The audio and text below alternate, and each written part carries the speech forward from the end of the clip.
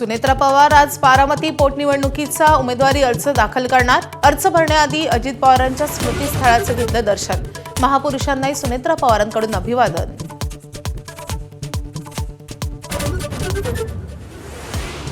बारामती विधानसभा पोटनिवडणुकीसाठी काँग्रेसकडून आकाश मोरे यांना उमेदवारी। अजित पवारांच्या अपघाताप्रकरणी गुन्हा दाखल झाल्यास माघार घेणार आकाश मोरेंची एबीपी माझाला माहिती।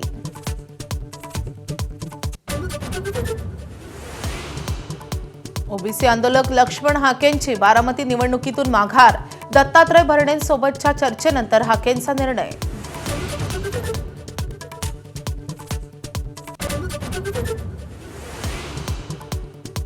काँग्रेसनं एखाद्या राज्यसभा विधान परिषद जागेसाठी कुढत बसू नये। दैनिक सामनाच्या अग्रलेखातून ठाकरे गटाचा सल्ला। केंद्रात सत्ता मिळवायची तर राज्यात आघाड्या मजबूत करण्याचंही मांडलं मत। राहुरीची पोटनिवडणूकही बिनविरोध करण्याचा भाजपचा प्रयत्न। रवींद्र चव्हाण विखे पाटलांनी घेतली प्राजक्त तनपुरेंची भेट। तनपुरे माघार घेऊन अक्षय कर्डिलेंना पाठिंबा देण्याची शक्यता। मुंदू अशोक खरात प्रकरणात नवीन माहिती समोर। बिल्डरच्या मदतीनं व्हायचे कोट्यवधी रुपयांचे व्यवहार। नाशिक पुण्यातील 5 जण हवाला रॅकेटमध्ये सहभागी असल्याचा संशय। ईडी चौकशीतून आणखी धक्कादायक बाबी समोर येण्याची शक्यता। मुंबईच्या गोरेगावमध्ये 2 गटात तुफान राडा।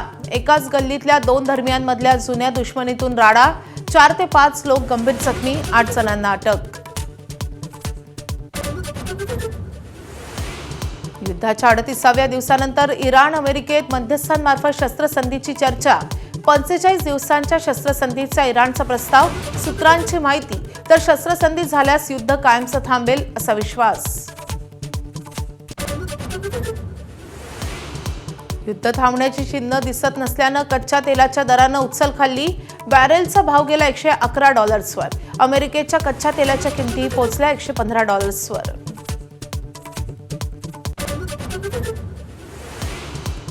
डोनाल्ड ट्रम्प यांनी इराणला दिलेल्या इशाऱ्यातील अभद्र भाषेवरून अमेरिकेच्या खासदारांची टीका। इराण म्हणालं अशा धमक्यांना भीक घालत नाही तर रशियानं दिला अल्टिमेटमची भाषा सोडण्याचा सल्ला। डोनाल्ड ट्रम्प यांच्या 2 दिवसांच्या नव्या इशाऱ्यानंतर भारत आणि इराणच्या परराष्ट्र मंत्र्यांमध्ये 2 वेळा फोनवरून चर्चा। ताजी युद्धस्थिती, भारतीयांची सुरक्षा आदी मुद्द्यांचा घेतला आढावा।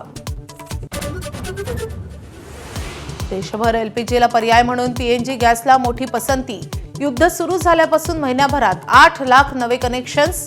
घरगुती आणि कमर्शियल सिलेंडरचा तुटवडा नसल्याचा सरकारचा पुन्हा निर्वाळा। एबीपी माझा, उघडा डोळे बघा नीट।